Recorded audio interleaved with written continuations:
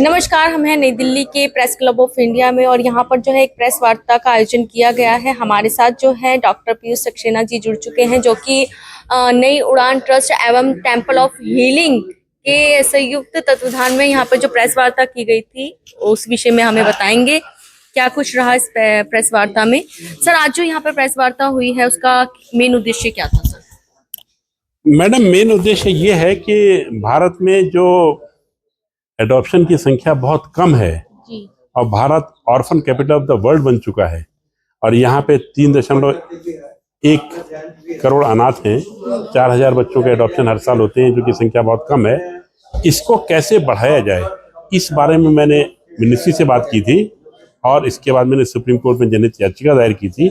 तो उसको चलते हुए जो हमारे अचीवमेंट्स हुए उनको हम यहाँ पे डिस्कस कर रहे थे कि किस किस तरह से हिंदू एडॉप्शन को तकरीबन फ्री किया गया, कि हिंदू एडॉप्शन के लिए हमको कारा या जेजे एक्ट रेफर करने की जरूरत नहीं है।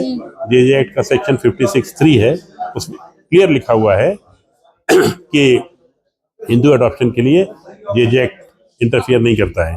तो वही सब बताने के लिए चर्चा थी यहाँ पे कि जेजे एक्ट में जेजे एक्ट के प्रोविजन को आसान बनाया जा रहा है और हिंदू एडॉप्शन आप आसानी से अपने क्लोज क्वार्टर्स में कर सकते हैं। सर, जो आपने पीआईएल फाइल करी थी 2021 में करी थी शायद, तो उसका जो आदेश आया वो क्या रहा? आदेश है, 2 आदेश बहुत इंपॉर्टेंट थे। पहला तो ये कि हिंदू एडॉप्शन एक्ट में जेजे एक्ट का कोई इंटरफेरेंस नहीं है और दूसरा आदेश ये था कि जिन जिलों में कारा के ऑफिस नहीं है वहां खोले जाए। 760 जिले हैं। याचिका की शुरुआत में 350 जिलों में ये ऑफिस थे, अब डबल से ज्यादा हो चुके हैं। तकरीबन 705 जिलों में ये ऑफिस खुल चुके हैं। सर, सक्सेना जी, एक चीज मैं और पूछना चाहूंगी, जैसे कि अपनी फैमिलीज में भी बच्चे आजकल जो है बिना प्रोसेस के गोद ले लिए जाते हैं, कोई प्रॉब्लम नहीं, चल के बहुत दिक्कत होती है उनको। जैसे कि आप देखते हैं प्रॉपर्टीज में आगे चल के, या फिर उनका खुद का बेबी हो जाता है तो उसके बाद दिक्कत होती है, उसके लिए मैंने यही 2 केसेस कोट किए कि ऐसे केसेस में दिक्कत, लेकिन ऐसे केसेस बहुत कम है, बहुत ही कम है। ठीक है, तो उसके डर से हम पूरी प्रोसेस को रोक दें, ये उचित नहीं होगा। ये जो पूरी प्रोसेस को रोका गया, इसकी तुलना आप ऐसे कर सकते हैं कि हमारी ड्राइवर्स, हमारे व्हीकल्स, हमारी रोड्स परफेक्ट नहीं है, लेकिन तब भी ट्रांसपोर्ट होता है, गाड़ियां चलती हैं, एक्सीडेंट होते हैं। कोशिश होना चाहिए कि एक्सीडेंट कम हो। हमने एक्सीडेंट के डर से ट्रांसपोर्ट को रोक दिया हुआ है। यानी कि अभी कहना चाह रहे हैं कि इन जो चीजें आ रही है सामने, उसकी वजह से जो अनाथ बच्चे उनका नुकसान हुआ है। उनका नुकसान, और परिवारों को जिनको बच्चे चाहिए थे। आप मैडम जानती हैं, जिन घरों में बच्चे नहीं होते, जब बच्चे आते हैं तो पूरे परिवार में रौनक आ जाती है। जी जी जी ना। तो सर, आगे का क्या प्लान है? अब आप आगे क्या भारत मेरे सरकार से भी मेरे लिए ये लाइफ का मिशन है। मेरे लिए लाइफ का मिशन है।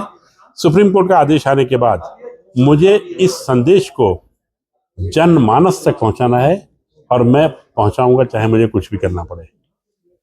तो कुछ कहना चाहेंगे दर्शकों को? हमारी तरफ से आप सभी को बहुत बहुत धन्यवाद, आपने समय दिया।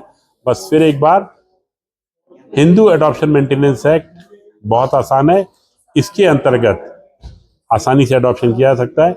ये बात आप उन तक पहुंचाएं जिनको इस संदेश की जरूरत है, क्योंकि वे माता पिता जिनके घर पे संतान नहीं होती है, वे कमजोर लोग होते हैं और उनको इच्छा होती है और वो कई बार अपने आप मांग नहीं सकते, खबर नहीं मांग सकते, पूछ नहीं सकते। जब तक अगर हमको बता देंगे तो ये समाज के लिए भारी उपकार का काम होगा। सर, आपका कुछ ईमेल आईडी, अगर आपसे भी कोई संपर्क करना चाहे, या आपका नंबर? एक हमारी वेबसाइट है adoptbaby.in करके, एक ख्याल इस पेपर में दी होगी। इसके अलावा ईमेल आईडी है adoptindiababy@gmail.com। पे आपसे संपर्क कर सकते हैं। थैंक यू सर, हमसे बातचीत करने के लिए आपका बहुत